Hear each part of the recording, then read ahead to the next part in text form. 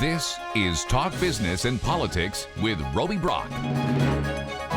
Welcome to the program. I'm Roby Brock, joined by John Brummett of the Arkansas Democrat-Gazette. Good to see you, sir. Good to be here. Always good to get a week off. Hey, I brought you a present today. Another present. Some more Razorback stuff, memorabilia? No, I want you to open this up and see what that is. Is it tomatoes, peaches? Could be something like that. So.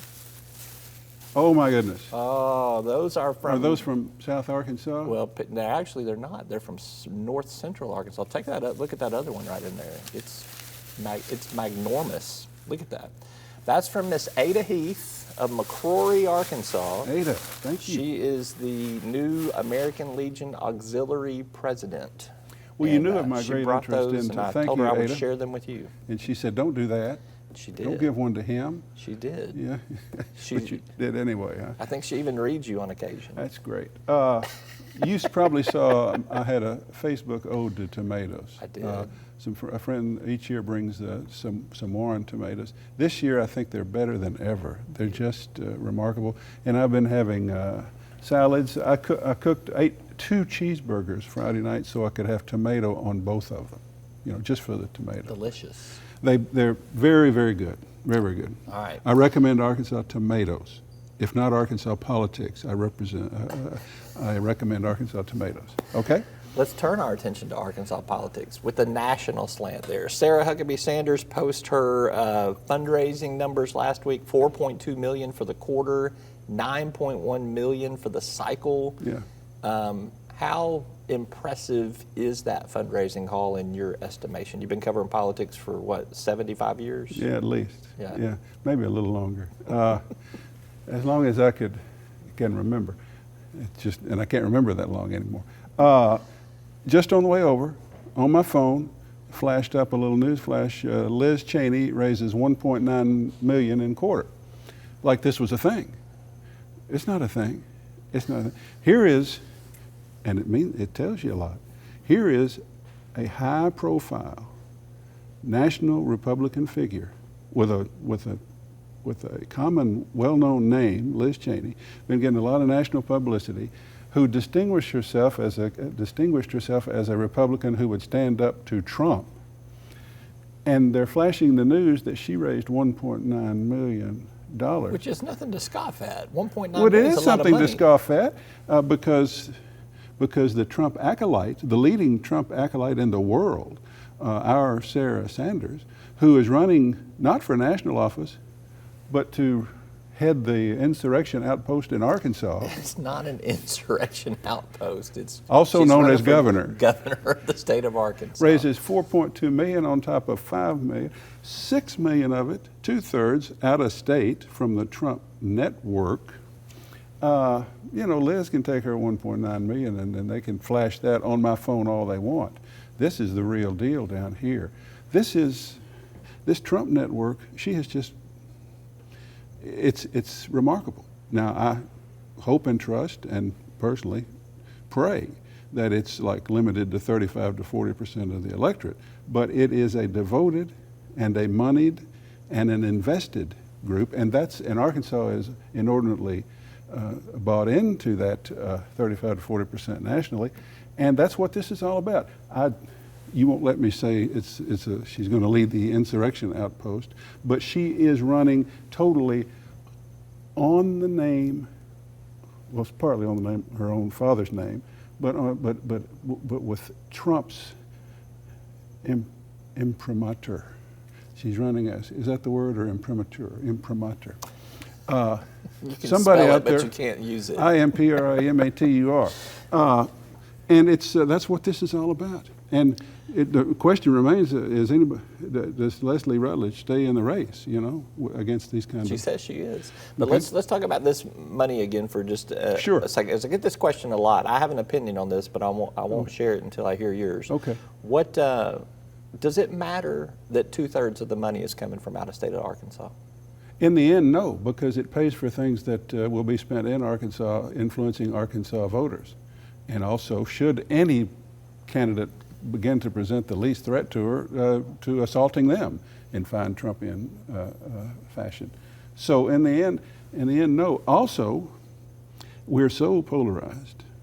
The right wing, the Trumpian right wing, is so disdainful of anything that criticizes it, that I think this idea that her race is entirely nationalized is not a negative to that base, to those people. They think, well, it ought to be nationalized. The problem is Joe Biden and Nancy Pelosi and AOC and the those. border and all that stuff. And that's what, she said nothing, to my recollection, following on Twitter, not going to any of her events, she said nothing about an Arkansas issue at all. She's simply talking about national issues. And that's what the public now wants, because as I said last week, Jay Beckett announced for the Senate, Republican nominate candidacy for the Senate on Fox. Why? Because he had to find Arkansans, and that's where Arkansans are now. They're on Fox.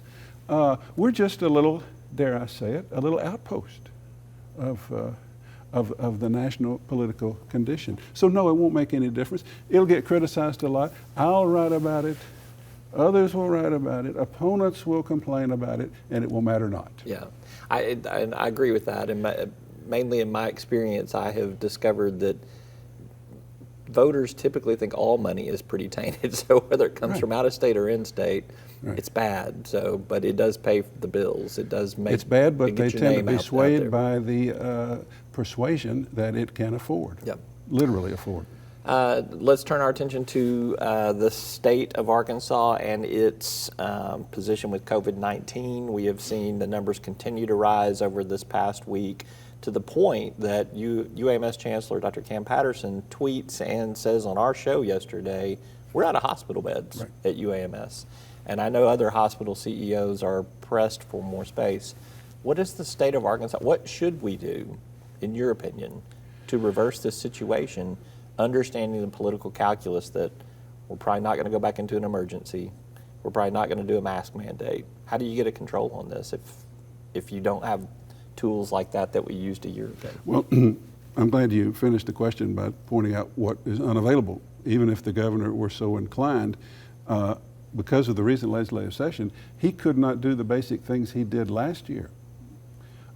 Declare certain emergencies and have certain authorities. Could he not do them, or could he not do them without legislative approval? He couldn't do it without legislative approval. There's some things he could, and there's a fine line between those things specifically banned, such as mask mandates, and what he could get away with, or try to get away with under emergency powers as the chief executive officer of the state. But there is legislation saying the legislature reviews all that instantly, quickly. Whereas last year you just had to work with, the legislature could not bring itself into session. The legislature is currently merely in recess. They're in session. Yeah. Alarmingly, they're in session. So, but it will undo a lot of things if they bring themselves one back thing in. that could happen is, but this is just dreaming, Asa Hutchinson could simply say, I got a few months left and I'm probably not going to be president, and I got to try to help this state survive, and I'm going to go for it. And go to war with the legislature, try to convince the public and the legislature that certain stringent measures must be undertaken. The legislature, I'm certain, would not go along, but more than that, the public wouldn't go along. The public didn't want to go along with them in the first place, and you can't give the people back their regular lives and then take them back again. It becomes much harder, and the people would not support it. So to say, my point is there's very little available to the governor except this. And I've said this many times, but I'm weary of his smiling, detached analysis. He says the right things, but he says it like, well, let's all try to get a vaccine. Now, the vaccines are up a little, that's good, but the caseload is too much and our hospitals are in trouble. I need some urgency. I also need better public marketing. There are some ads. Marketing of what? Of go get a vaccine. Okay. Thank you, to make clear what I'm saying. Okay. I'm not marketing the virus, I'm saying marketing go get a vaccine. There are some new spots that I'm saying, I saw in this station's news show the other night, 2 or 3, a Baptist preacher in rural Arkansas, who, surprised to see that. Other people, citizens telling personal stories and encouraging folks to get a vaccine. But I think we got to, all I know to do is go all in on the need to get a vaccine. It's our only way out of this. Go all in on the fact that that the alternative is a decline in medical care. if the hospitals are full. And also all in on attacking out front the myths about this vaccine. I mean, it is not foolproof. A few people who vaccine have contracted the virus and had complications. That happens. It's not an absolute foolproof vaccination, but it's statistic. I think 98% of the people in hospitals here and nationwide with complications are unvaccinated. A lot of the things you read on social media, Biden is trying, but in a clumsy way, to take on Facebook and say, quit letting people post these absolute myths, like the woman in Georgia saying whatever she's saying. He went too far when he said social media platforms are killing people. I don't think that was the way to go with his rhetoric. He tends to overstate. But something less incendiary than that, but more urgent and forceful and persuasive than Asa's smiling, mildly concerned analysis, which is what I get from him. So that's all I can think to do. It's the best I got. You got any better ideas? If tomatoes could cure Well, COVID-19. I would be more than vaccinated. Yes, you would. Yeah, because Right. I've had several in the last few days. So, All right. He's John Brummett with the Arkansas Democrat Gazette. Always good to be with you. Good to be with you, buddy. Okay. That's all for today's program. Thanks for watching.